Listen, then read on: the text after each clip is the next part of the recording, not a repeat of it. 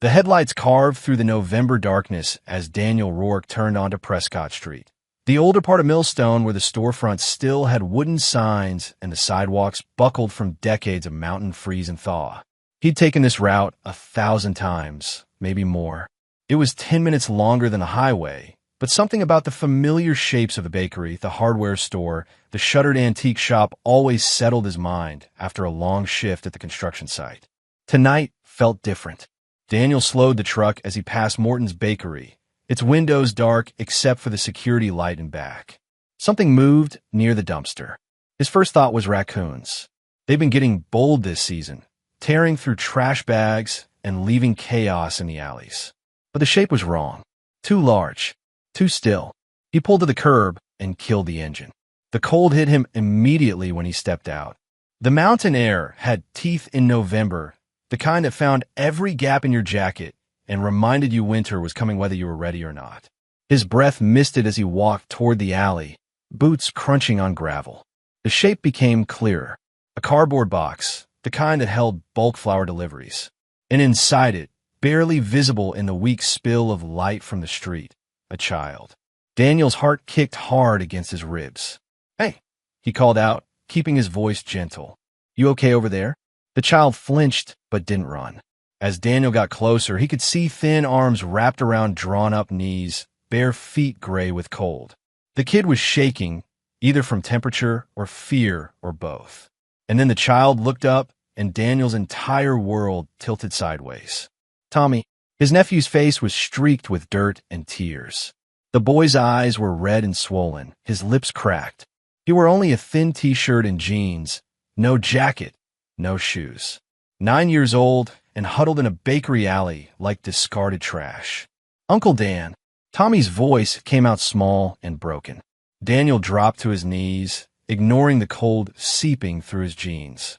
"What are you doing here, buddy? Where's your mom?" Tommy's face crumpled. Fresh tears cut tracks through the grime on his cheeks. "She said I can't come home anymore."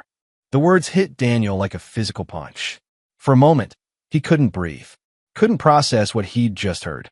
His brother Ethan's boy, the kid who'd lost his father to a heart attack just 8 months ago, sitting in an alley in November, saying his mother had thrown him out.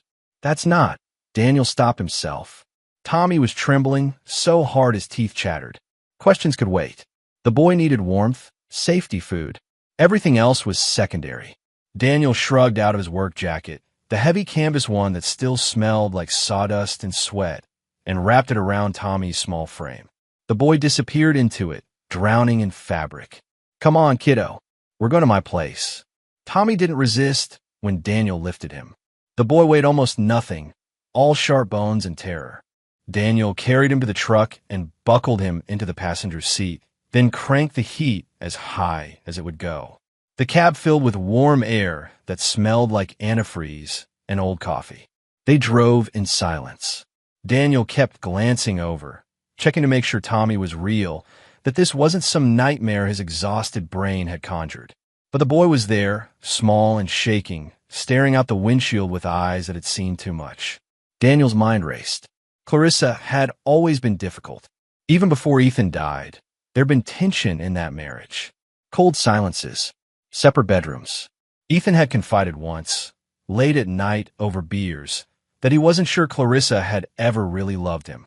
She'd loved the stability, the house, the respectability of being married to a successful contractor. But him? The man himself? Ethan hadn't been sure. Still, this was beyond anything Daniel had imagined. You didn't throw out your own child. You didn't leave a 9-year-old boy in an alley to freeze or starve or worse. Whatever issues Clarissa had, whatever darkness lived in her, this crossed every line that mattered. "Have you eaten?" Daniel asked as they pulled into his driveway. Tommy shook his head. Inside, Daniel's house was small but warm. He'd never bothered much with decoration after his divorce 3 years back. Functional furniture, a decent TV, kitchen appliances that worked. That was enough. But now, seeing Tommy shuffle inside, still wrapped in his jacket, the place felt inadequate. A kid needed more than function. A kid needed comfort, safety, proof that the world wasn't entirely cruel. "Bathroom's down the hall," Daniel said.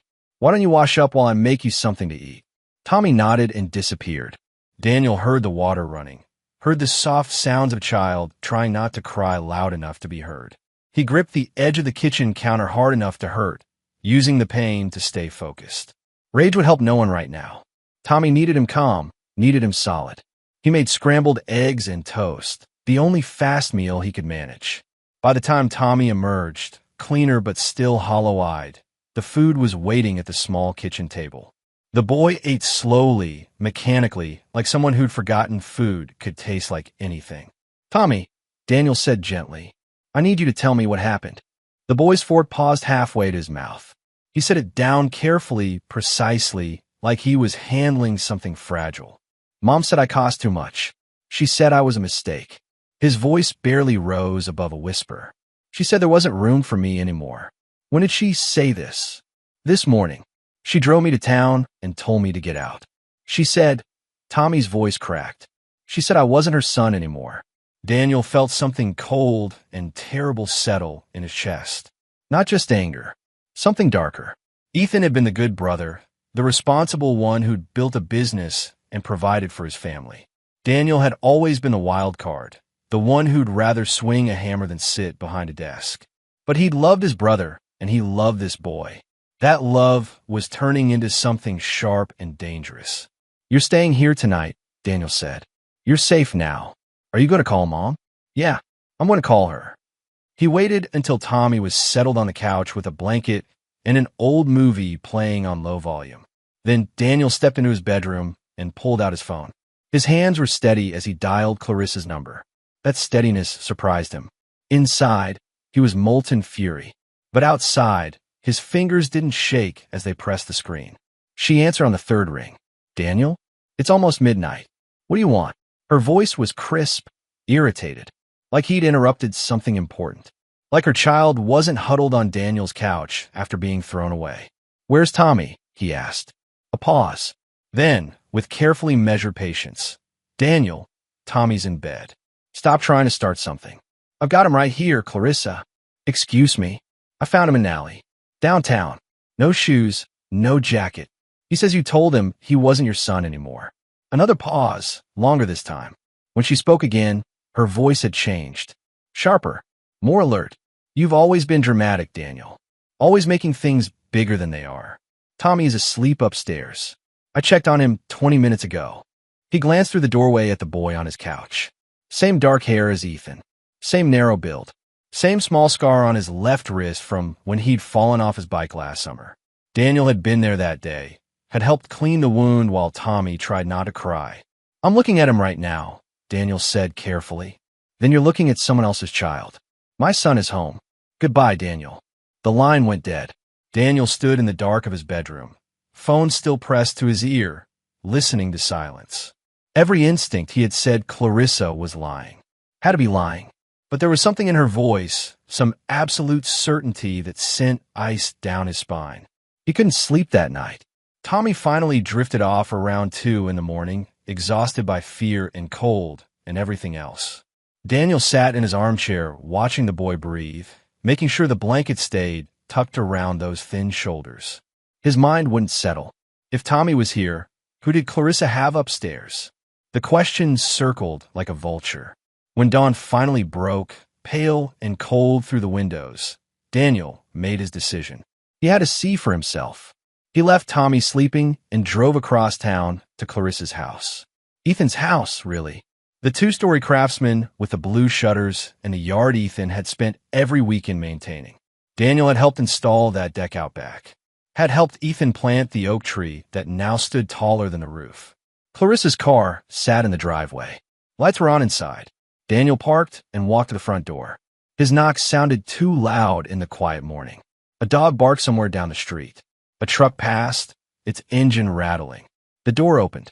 Clarissa stood there in silk pajamas, a coffee mug in one manicured hand. She looked the way she always did, perfectly put together even first thing in the morning. Her blonde hair was arranged just so. Her makeup was subtle but flawless. She'd always been beautiful, Daniel knew. That's what had attracted Ethan in the first place. But there was something about her beauty that had always felt cold to Daniel. like a photograph or a mannequin. Perfect but empty. "Daniel," she said with a thin smile. "I thought we settled this last night. I need to see Tommy." "Why?" "So you can convince yourself of some fantasy." She sighed like he was a tiresome child. "Fine. Come in." She stepped back. Daniel entered the house that still smelled like his brother's cologne, that still had Ethan's boots by the door. Everything looked normal. The same furniture, the same family photos on the walls. Tommy at 6, missing his front teeth. Tommy at 7, holding a trophy from soccer. "Tommy," Clarissa called up the stairs. "Come down here, please." Footsteps on the second floor. Then a boy appeared at the top of the stairs, wearing dinosaur pajamas. He had dark hair, brown eyes, the same general build as Tommy. He descended slowly, one hand on the rail. "See," Clarissa said. "My son, safe and sound." The boy reached the bottom of the stairs and looked at Daniel with polite confusion. "Ah," he said. Daniel's mouth went dry. The face was similar. The hair the same color. The build roughly matched. But this wasn't Tommy. The nose was slightly different. The ears sat differently. And the left wrist, visible below the pajama sleeve, had no scar. "That's not your son," Daniel heard himself say. Clarissa's expression hardened. "That's my boy. Now leave." "Clarissa, get out of my house, Daniel, before I call the police." The boy looked between them, uncertain. Clarissa put a hand on his shoulder, proprietary and protective. Every cell in Daniel's body screamed that this was wrong, that something terrible was happening. But what could he do? Stand here and argue? Force his way further inside? That would only play into whatever game Clarissa was running. He left. His hands shook on the steering wheel as he drove back home. Not from fear, from rage barely contained. Clarissa had replaced her own son. Somehow, for reasons Daniel couldn't yet fathom, she had taken another boy and was passing him off as Tommy. And the real Tommy, Ethan's child, had been discarded like garbage. Tommy was awake when Daniel got back, sitting at the kitchen table with a glass of orange juice. "Did you talk to Mom?" the boy asked quietly. "Yeah." Daniel sat down across from him. "I talked to her. Is she going to let me come home?" Daniel looked at his nephew's face. 9 years old and already learning that parents could lie, could hurt, could betray. No child should have to learn those lessons. But here they were. "You're going to stay with me for a while, okay? We'll figure everything out." Tommy nodded, but his eyes held the weight of someone much older. Someone who'd already figured out that adults didn't always keep their promises. Over the next few days, Daniel made calls. Quiet calls to people who'd known Ethan, who'd worked with him, who might know what Clarissa was up to. He called Jim Brennan, who'd been Ethan's business partner. He called Margaret Frost, who'd handled Ethan's will and estate planning. He called old friends, distant relatives, anyone who might have insight. The picture that emerged made his blood run cold. Jim told him that Clarissa had emptied the business accounts within weeks of Ethan's death. Nearly $80,000 gone overnight. Margaret, bound by professional ethics, but clearly troubled, mentioned that Clarissa had tried to have Ethan's will declared invalid, claiming it was signed under duress. When that failed, she'd started transferring assets, refinancing properties, moving money around like she was preparing for something. And then there was Rick Dalton. Daniel heard the name 3 times before he started paying attention. Rick Dalton, mortgage consultant. Rick Dalton, who'd helped Clarissa refinance the house. Rick Dalton, who'd been seen with Clarissa at restaurants in Breckenridge, 2 towns over where people from Millstone didn't usually go. Daniel did what Ethan would have done. He dug deeper. Public records showed that Clarissa had transferred ownership of Ethan's truck to Rick. She'd also taken out a substantial loan using the house as collateral, with Rick as co-signer. Nearly $180,000 had moved from Clarissa's accounts to Rick's over the past 6 months. But it was the school records that sealed Daniel's suspicions. He drove to Millstone Elementary, where Tommy had been a student since kindergarten. The secretary, Mrs. Patterson, had known Ethan. She'd sent flowers to the funeral. She looked at Daniel with sympathy when he asked about Tommy's attendance. "Such a difficult year for that family," she said, pulling up records on her computer. "Tommy missed 3 weeks in September. His mother said he was sick. Then she officially withdrew him on September 28th. Withdrew him? Yes. said they were moving out of district. Mrs. Patterson frowned at her screen, but then she re-enrolled a student named Tommy Rourke on October 15th. Same last name, but the birth date was different. I assumed it was a paperwork error when I processed it. Daniel's hands clenched on the edge of her desk. The birth date was different. Yes, off by almost 2 years. I meant to call and verify, but you know how busy it gets. She looked up at him, and something in her expression shifted. Understanding dawning. Mr. Rourke, is everything all right? I need copies of those records. Both enrollment forms. She hesitated. I really shouldn't. Mrs. Patterson, please. Maybe she heard something in his voice. Maybe she'd had her own suspicions. Either way, she printed the forms and slid them across the desk. Daniel looked at the signatures. Both said Clarissa Rourke in the same flowing script. But the birth dates were different. The emergency contacts were different. Everything was different except the name. Tommy Rourke had been erased from the system and replaced by another child. That night, after Tommy was asleep, Daniel sat at his kitchen table with a beer he didn't drink and a notebook filling up with facts. He was a builder, not a detective. But Ethan had always said Daniel was thorough. When Daniel built something, it stayed built. He didn't cut corners or rush jobs. Every measurement was exact. Every joint was solid. He'd approached this the same way. The facts were these. Clarissa had emptied Ethan's accounts. She'd refinanced the house and moved money to Rick Dalton. She'd withdrawn the real Tommy from school and replaced him with another boy. And she'd discarded the real Tommy like he was nothing, like he was disposable. Why? Money, obviously, but it was more than that. If Tommy was gone, truly gone, then Clarissa could claim full inheritance. Ethan's will left everything in trust for Tommy, with Clarissa as trustee until the boy turned 18. But if there was no Tommy, or if the boy who existed wasn't really Tommy, then Clarissa could argue she deserved everything as Ethan's widow. It was fraud. It was theft. And it was something darker that Daniel didn't have a name for. The willingness to erase your own child for money. He thought about Ethan, about his brother's earnest belief that people were basically good, that if you worked hard and treated others fairly, life would work out. Ethan had been wrong about that. Life wasn't fair. People weren't basically good. Clarissa was proof of that. Daniel pulled out his phone and took a picture of every document he'd gathered. Bank statements, school records, property transfers. Then he locked the originals in his safe. He needed more. He needed proof so absolute that Clarissa couldn't talk her way out of it, couldn't charm or manipulate or threaten her way clear. He needed DNA. The idea came to him in the middle of the night, jolting him awake with its clarity. DNA didn't lie. DNA was objective, scientific, irrefutable. If he could prove the boy living with Clarissa wasn't Ethan's son, wasn't related to their family at all, then everything else would fall into place. But getting a sample from a fake Tommy would be tricky.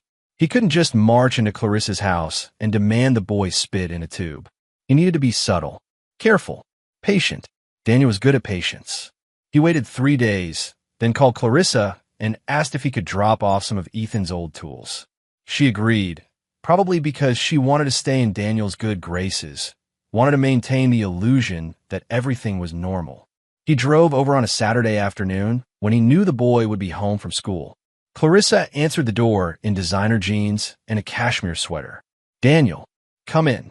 The fake Tommy was in the living room, playing a video game on the TV Ethan had bought last Christmas. He glanced up when Daniel entered, gave a small wave, then went back to his game. The casualness of it felt obscene. This boy sitting in Ethan's house, wearing Ethan's son's clothes, playing with Ethan's son's toys. "I'll just put these in the garage," Daniel said, hefting the toolbox. "Sure, you know where it is." But Daniel lingered in the living room, making small talk about the weather, about work, about anything that kept him there a few more minutes. The boy's jacket hung on the back of a chair, blue with a hood, the kind kids wore to school. Probably the fake Tommy's jacket. "I should get going," Daniel finally said. "Thanks for bringing the tools. I've been meaning to clean out the garage." "Yeah, take care, Clarissa." He left, but not before his hand had brushed the jacket, not before his fingers had found a single dark hair clinging to the collar. He palmed it carefully, kept his movements natural and easy. In his truck, he placed the hair in a small plastic bag he'd brought for exactly this purpose. That evening, he took a sample from Tommy. Just a few strands of hair while the boy slept. Tommy didn't wake, didn't stir. Daniel felt like a thief sneaking around in his own house. But this was necessary. This was the weapon he needed. He packaged both samples and drove to Denver the next morning to a private lab that advertised complete discretion. The technician asked no questions, just took Daniel's money and his samples and promised results in 2 weeks. Those 2 weeks stretched out like years. Daniel went to work, came home, made dinner for Tommy, helped with homework. Normal life continuing while underneath everything churned and burned. Tommy asked sometimes about his mother, about when he could go home. Daniel deflected, made vague promises, tried to give the boy stability while building the case that would destroy Clarissa. He saw her around town occasionally, once at the grocery store, once at the post office. She always smiled at him, always friendly, like they were in-laws with a cordial relationship, like she hadn't thrown a child into an alley to die. The audacity of it made Daniel's jaw ache from clenching. He also saw Rick Dalton, smooth-looking guy in his early 40s, expensive haircut, easy smile. The kind of man who'd sell you a mortgage you couldn't afford and make you thank him for it.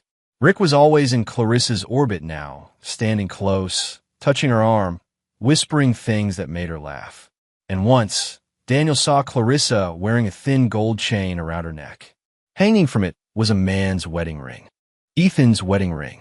Daniel recognized the scratched surface, the slight dent from where Ethan had caught it on a nail while framing a house. Clarissa wore her dead husband's ring like a trophy. The rage that filled Daniel in that moment was white-hot and dangerous.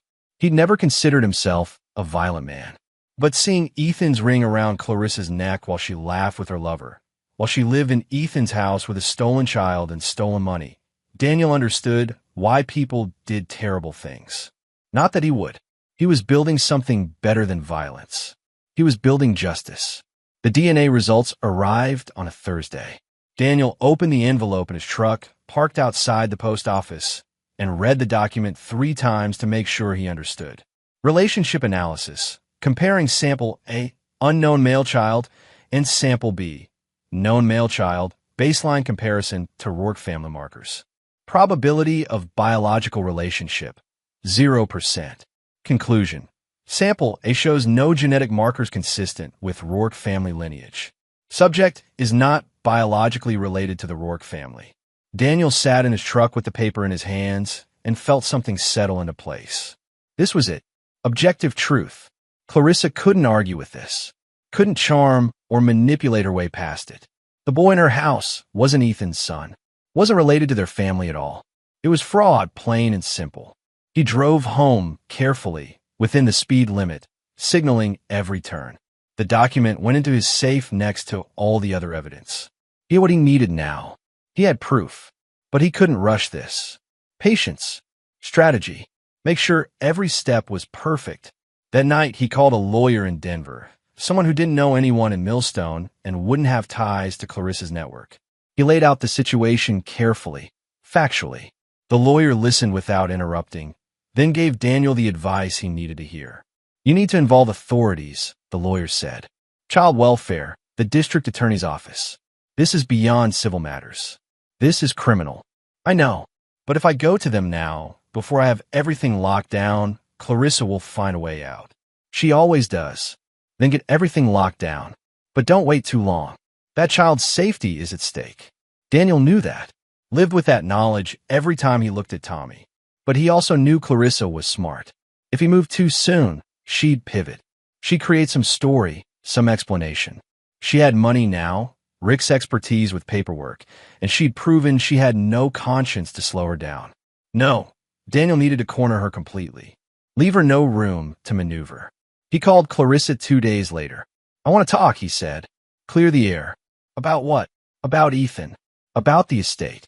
About moving forward. She was quiet for a moment. You want to make peace? Something like that. Can you come by my place Saturday morning? I've got some of Ethan's documents I think you should see. Documents? Business stuff. Partnership papers. I think there might be some money you didn't know about. He could hear the interest sharpen in her voice. Money. Yeah, I've been going through Ethan's files. There's some things we should discuss. I'll be there. 9 o'clock. Works for me. He hung up and stared at his phone. The trap was set. Now he just had to spring it. Act End 1. Saturday morning arrived cold and clear. Daniel had been up since 5, running through every detail in his mind. He'd spent yesterday afternoon delivering copies of everything to specific people. The DNA report, the bank records, the school enrollment forms, Ethan's original will. Everything was now in the hands of people who could act on it. The county child welfare office, the district attorney.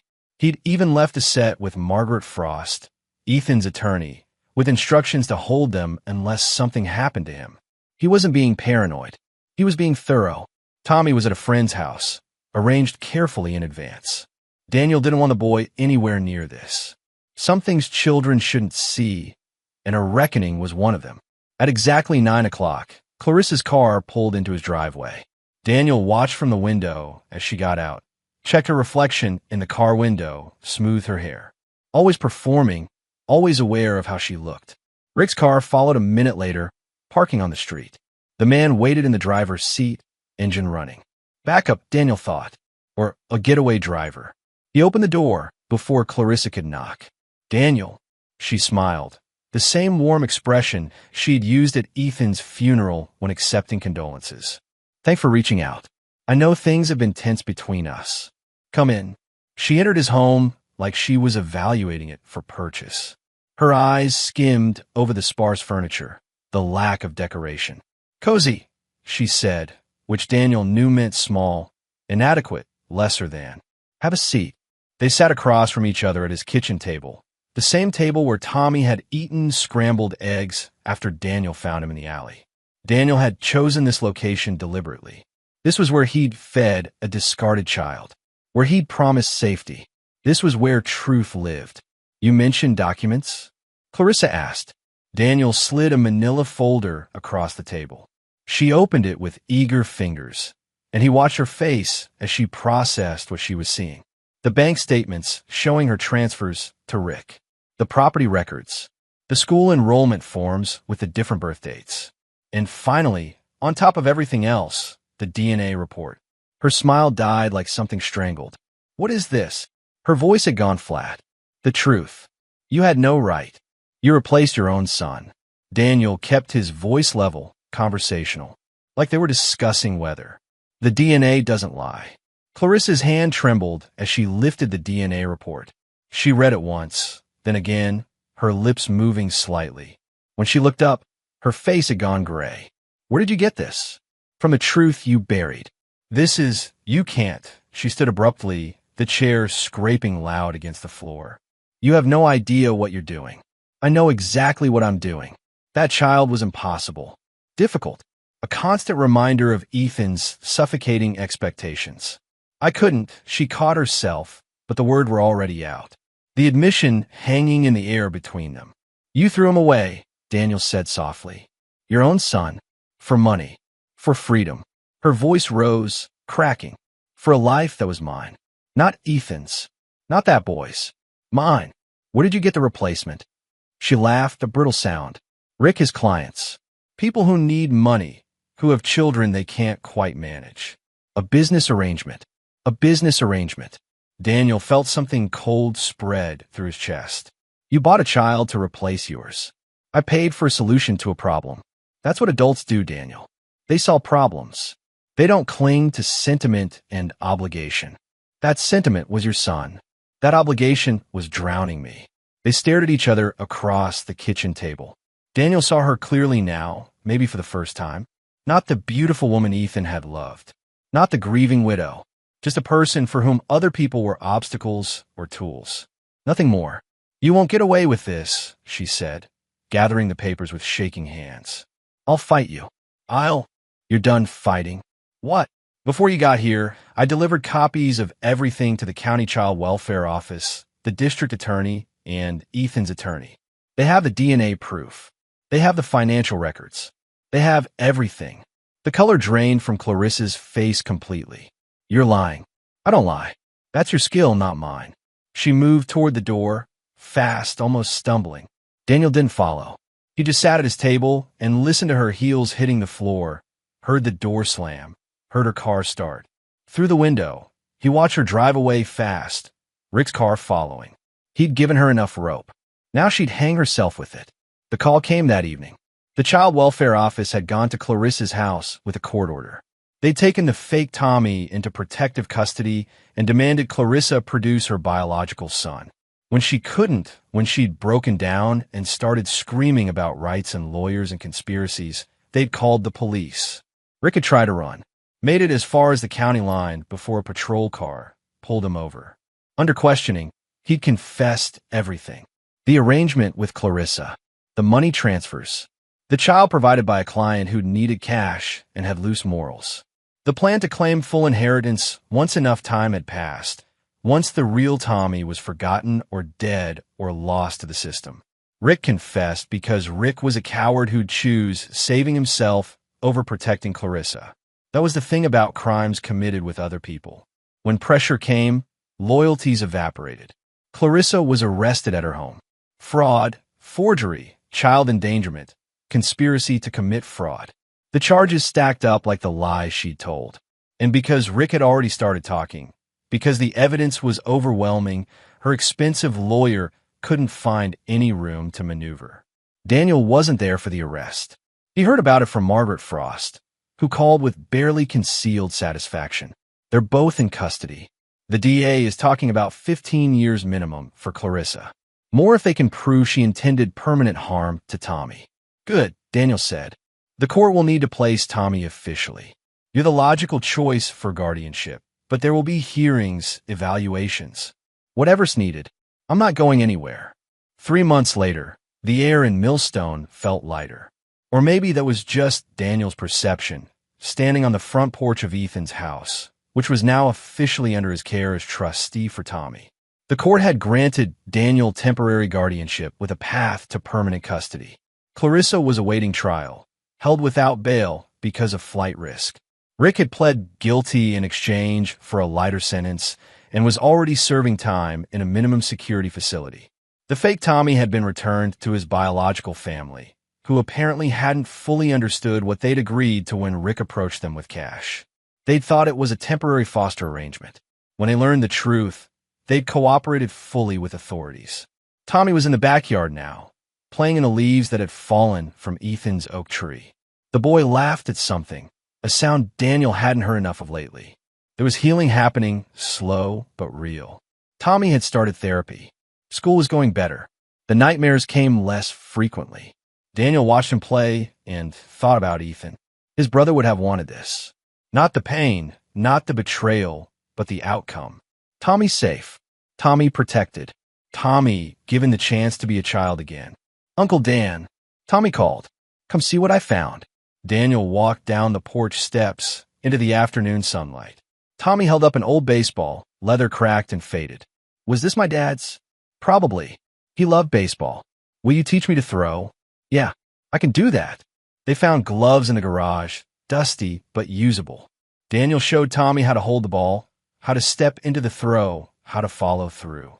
The boy's first few attempts went wild, but he laughed when the ball sailed over Daniel's head. They chased it together into the yard. This was what mattered. Not revenge, though there'd been satisfaction in watching Clarissa fall. Not even justice, though justice had been served. What mattered was this boy, this moment, this chance to do right by Ethan's son. Later, after Tommy was in bed, Daniel sat on the porch with a beer he actually drank this time. The mountain air was cold and clean. Stars were starting to appear, sharp and bright in the darkness. He thought about Clarissa in his cell, about Rick in prison, about the lies that had unraveled because of DNA and determination. Justice hadn't needed anger in the end. It had just needed patience. Proof. The willingness to build a case brick by brick until the structure was unshakable. Daniel had learned that from his brother, Ethan, who taught him that good work was slow work. That shortcuts led to collapse. That if you were going to build something, you built it right. The life Daniel was building for Tommy would be built right. Solid foundation, strong walls, a place where the boy could heal and grow and become whoever he was meant to be. Not what Clarissa had tried to make him. Nothing disposable, erased. But himself. Ethan's son. A kid who'd survived the worst and come out the other side. Inside the house, Daniel could hear the faint sound of Tommy's breathing through the open window. Regular, peaceful. The breathing of a child who felt safe. That sound was worth everything. Worth the investigation, the confrontation, the careful assembly of evidence. Worth the patience it had taken to do this right. Daniel finished his beer and went inside. He checked on Tommy once more, making sure the blanket was tucked in, making sure the boy was warm. The scar on Tommy's wrist was visible in the dim light from the hallway, a thin white line across the skin. Evidence of a fall, a scrape, a moment of pain that had healed. Some scars faded, others didn't, but they were proof of survival. Proof of life continuing past hurt. Daniel turned off the light and closed the door softly. Tomorrow he'd wake up and make breakfast. He'd drive Tommy to school and go to work and come home and do it again. Simple routine, but that routine was everything. It was safety. It was stability. It was proof that some things were solid and real and good. The DNA report was still in his safe, along with all the other documents. He'd keep them there, not because he needed them anymore, but because they represented something important. Truth documented. Evidence preserved. The patient, methodical work of bringing darkness into light. Clarissa had tried to rewrite reality. She tried to erase her son and replace him with a fiction. But reality had a way of asserting itself. Truth had a weight that lies couldn't match. Daniel thought about his brother one last time before sleep. Ethan, who'd believed in doing right. Who'd built things that lasted. Who'd loved his son with a fierce, unconditional love that death hadn't diminished. I've got him, Daniel thought into the darkness. I've got Tommy. He's safe now. I promise. And that promise, unlike Clarissa's lies, was one he'd keep. Not just for a day or a week, but for as long as Tommy needed him. For as long as it took to make sure Ethan's son grew up knowing he was valued, protected, loved. The truth was on paper now. Official, documented, undeniable. Nobody could take that away. And more than that, the truth was in the life Daniel was building. In the safe home, the regular meals, the homework help and baseball lessons, and all the small moments that added up to childhood. That was the real victory. Not the arrests, or the court cases, or the satisfaction of watching Clarissa's schemes collapse. The real victory was Tommy's laugh in the backyard. His peaceful breathing in the night. His slowly returning trust that the world could be kind, that adults could be counted on, that family meant something true and solid and real. Daniel closed his eyes and let sleep come. Outside, the mountain wind moved through the trees. Inside, a child slept safely, wrapped in warmth and care. And somewhere in between those things, justice lived. Not loud or dramatic, but steady and sure. The kind that lasted. The courtroom was smaller than Daniel had expected. He'd seen courtrooms in movies, grand spaces with high ceilings and polished wood, galleries full of spectators.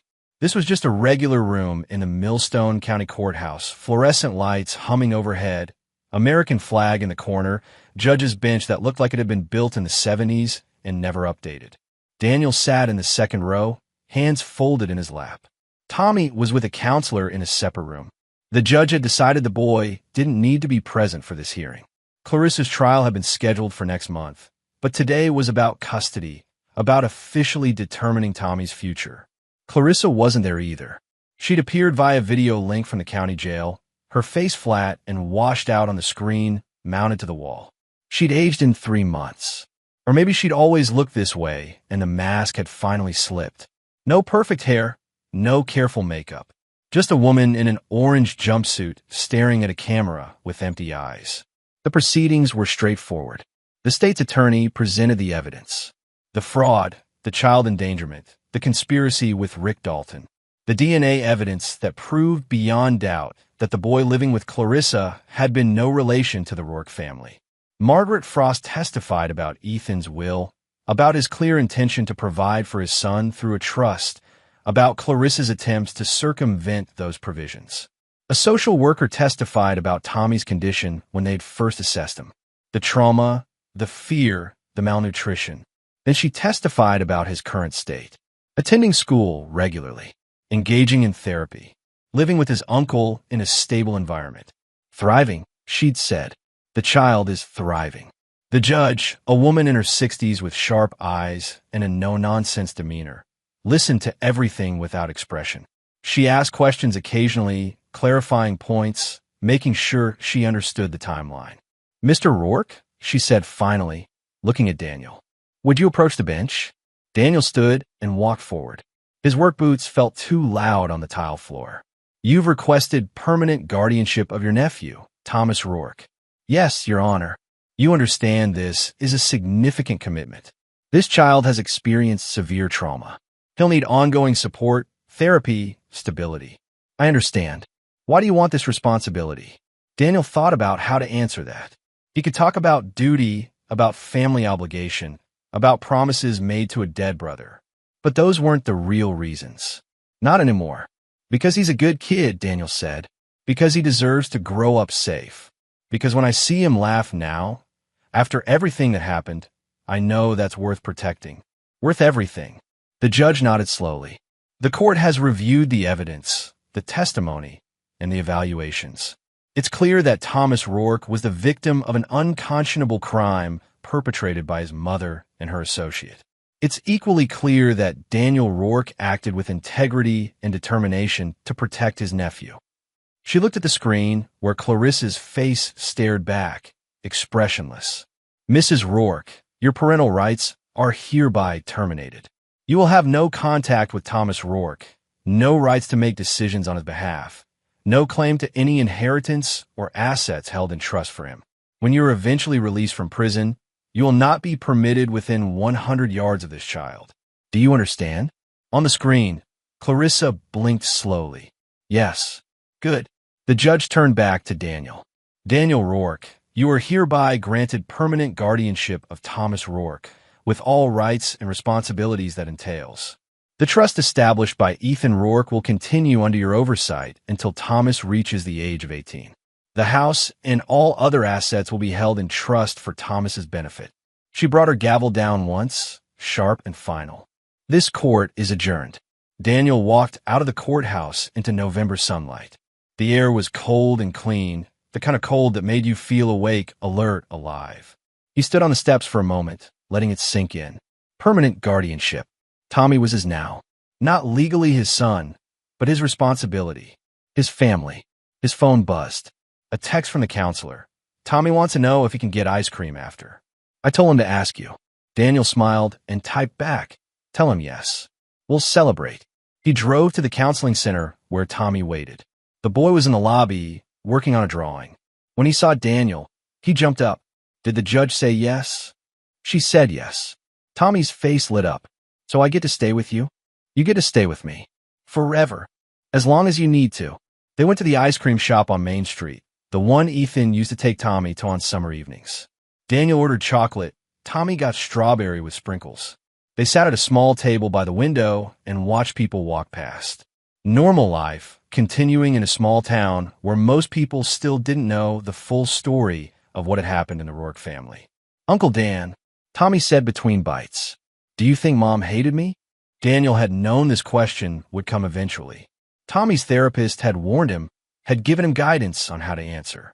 But sitting here with his nephew's expectant face looking up at him, all the practiced responses felt inadequate. "I think your mom was sick," Daniel said carefully. "Not like a cold. Sick in her thinking. She couldn't see what was real anymore. Couldn't see how valuable you are. But you can." "Yeah, kiddo. I can." Tommy nodded, processing this. "I'm glad I'm with you." "Me too." They finished their ice cream in comfortable silence. On the way home, Tommy asked if they could stop by his dad's grave. Daniel pulled into the cemetery, the one on the hill overlooking Millstone where Ethan had been buried 8 months ago. It felt like longer. It felt like a lifetime ago. They walked to the headstone together. Ethan Michael Rourke, beloved brother, father, friend. Daniel and Tommy had chosen those words together, back when Tommy could barely speak without crying. The boy knelt in the grass, traced his fingers over the engraved letters. "Dad, I'm okay now. Uncle Dan's taking care of me. We live in our house still. I'm doing better in school." He paused. "I miss you." Daniel stood back, giving Tommy space. The wind moved through the cemetery trees, carrying the smell of pine and earth. Daniel had never been particularly religious, had never been sure what happened after death. But standing here, watching Tommy talk to his father's grave, he hoped Ethan could somehow hear, could somehow know that his son was safe. "You ready?" Daniel asked gently. Tommy stood, brushed dirt from his knees. "Yeah." They drove home through the afternoon light. The house looked different now to Daniel. Less like a monument to his brother's life, and more like a living space where a child was growing up. Tommy's drawings covered the refrigerator. His backpack hung by the door. His shoes were scattered in the entryway, constant evidence of a 9-year-old's inability to put things away properly. Daniel made dinner while Tommy did homework at the kitchen table. Simple food, nothing fancy. Spaghetti and salad. But Tommy ate with actual appetite now, asking for seconds, talking about his day at school. "We're doing a project on Colorado history," Tommy said. "I picked the mining era. Can you help me research?" "Sure. We can go to the library this weekend." "Cool." Tommy twirled spaghetti on his fork. "Uncle Dan, when I'm 18 and I get the money from Dad's trust, can I use some of it to go to college?" "That's exactly what your dad wanted. You can use it for college, or to start a business, or whatever you need. I think I want to be an architect. Build things like you and Dad." Daniel felt something warm spread through his chest. "That's a good choice. Your dad would have liked that." After dinner, after homework was checked and teeth were brushed and Tommy was in bed with a book, Daniel sat on the porch again. This had become his ritual.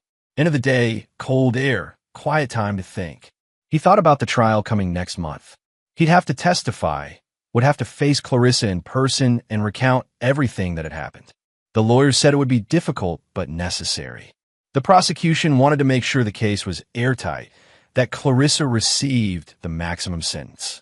Daniel wasn't looking forward to it, but he'd do it.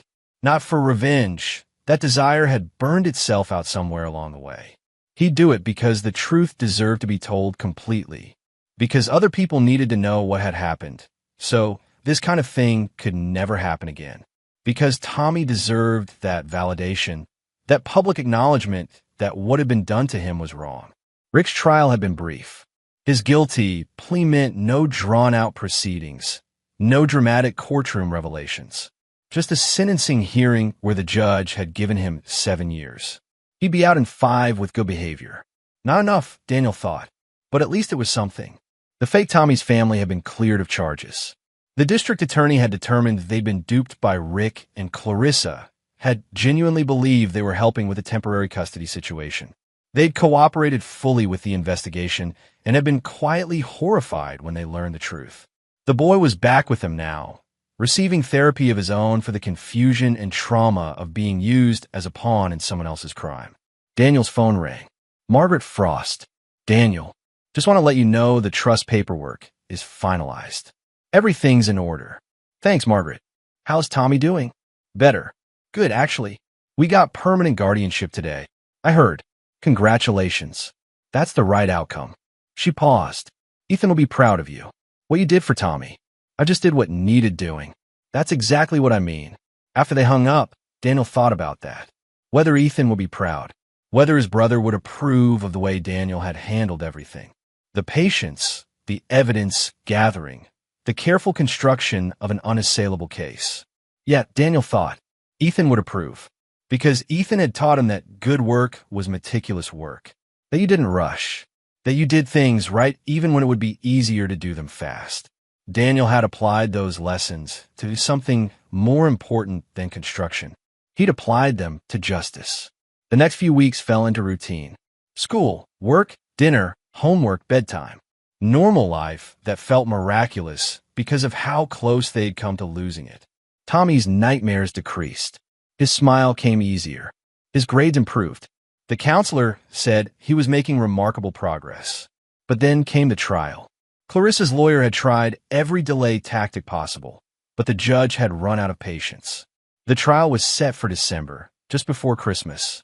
Daniel had hoped it would be resolved before the holidays, that Tommy wouldn't have to carry this darkness into what should be a happy time. The trial lasted 5 days. Daniel testified on day 2. He walked through everything. Finding Tommy in the alley, the phone call with Clarissa, seeing the fake child, the investigation, collecting the DNA evidence. The prosecutor led him through each step methodically. Clarissa's lawyer tried to shake him during cross-examination, suggesting Daniel had been motivated by greed, by desire to control his brother's estate. But the evidence spoke for itself. DNA didn't lie. Bank records didn't lie. Rick testified from prison, appearing via video link. He confirmed Clarissa's role, detailed how she'd planned everything, explained the arrangement with the other family. He came across as a weak man who'd been manipulated, though Daniel suspected the truth was they'd manipulated each other. Two people without conscience finding common cause. The most difficult testimony came from Tommy's therapist. She described the boy's condition when he'd first been assessed. The trauma markers, the trust issues, the fear. She explained what could have happened if Daniel hadn't found Tommy that night. Exposure, malnutrition, any number of dangers that existed for a 9-year-old alone on the streets. Clarissa showed no emotion throughout. She sat at the defense table in a neutral suit her lawyer had provided, hair pulled back, expression blank. She didn't look at Daniel when he testified. Didn't look at anyone. Just stare at the table in front of her like she'd checked out of reality completely. Maybe she had. The jury deliberated for 3 hours. Guilty on all counts. The sentencing hearing was scheduled for the following week. Daniel didn't attend that one. He'd heard enough, seen enough. He stayed home with Tommy instead, helped him finish his Colorado history project, made hot chocolate, watched a movie about talking dogs that made the boy laugh. Margaret called that evening with a verdict. 18 years in prison. Eligible for parole after 12 if she maintained good behavior. Full restitution of all stolen funds to Tommy's trust. Permanent loss of parental rights. Permanent restraining order. It's over, Margaret said. Yeah, Daniel replied. It's over. But it wasn't over, not really. The legal case was finished, the justice was served, but the work of healing Tommy would continue for years.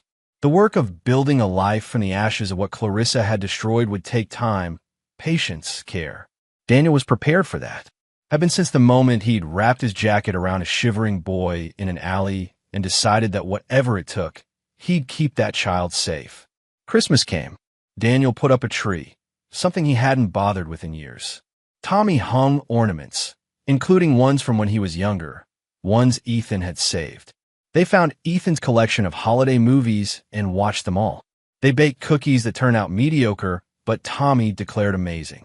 They drove around Millstone looking at Christmas lights, Tommy pointing out his favorites, arguing which displays were the best. On Christmas morning, Tommy opened his gifts with genuine joy. Remote control car, new art supplies, books he'd been wanting, a jersey from his favorite soccer team. Simple things, but Tommy treated each one like treasure. This is the best Christmas, he said, hugging Daniel hard. Yeah, because I'm not scared anymore. Daniel held the boy close and felt something release in his chest. Some tension he'd been carrying since that night in November when he'd found Tommy discarded like trash. The boy wasn't scared anymore. That mattered more than any verdict, any sentence, any justice the courts could provide. They'd done it. They'd survived. And more than that, they were building something new, something solid and real and good. That evening, after Tommy was in bed, Daniel stood on the porch one final time. The mountain air was bitter cold, stars sharp overhead. He thought about Clarissa in prison, about Rick serving his time, about how far they'd all come from that night 8 months ago. Justice didn't need anger, he'd told himself back then. It just needed patience and proof. He'd been right. But now, standing in the cold December night with his nephew safe inside, Daniel realized justice needed something else too. It needed people willing to do the work. People willing to dig through records and collect evidence and build cases brick by careful brick. People willing to stand up and say this is wrong and this ends now. That was the real victory, not the courtroom wins or the guilty verdicts. The real victory was the willingness to fight for what mattered, to protect the vulnerable, to ensure that truth won out over lies, no matter how patient and methodical that work required. Dana went inside, checked on Tommy one last time. The boy was sleeping peacefully, blanket tucked around him, that small scar on his wrist visible in the dim light. Evidence of a fall, a scrape, a moment of pain that had healed. Some scars faded, some didn't, but they were proof of survival. Proof that life continued past hurt. Proof that sometimes, if you fought hard enough and smart enough and patiently enough, the good guys actually won. Daniel closed the door softly and walked to his own room. Tomorrow would bring new challenges. Growing up was hard, and Tommy had harder than most. There would be difficult days ahead, moments when the trauma resurfaced, times when healing felt impossible. But they'd face those moments together. Uncle and nephew. Family. And that, Daniel thought, as sleep finally came, was all that mattered. Not the trial, not the verdicts, not the satisfaction of watching justice served. What mattered was the life they were building, the safety they'd created, the slow, patient work of turning trauma into strength, fear into trust, pain into healing. That work would continue. For years, probably. Maybe forever. But Daniel was ready for it. Had been since the moment he'd wrapped his jacket around a scared child and promised safety. Some promises you kept. No matter what. The truth was on paper now. Official, documented, undeniable. But the real truth was in Tommy's peaceful breathing. In his laugh during the day. In his willingness to trust again, to hope again, to believe that people could be good. That was the truth worth fighting for. And Daniel had fought. Patiently, methodically, ruthlessly when necessary. And he'd won.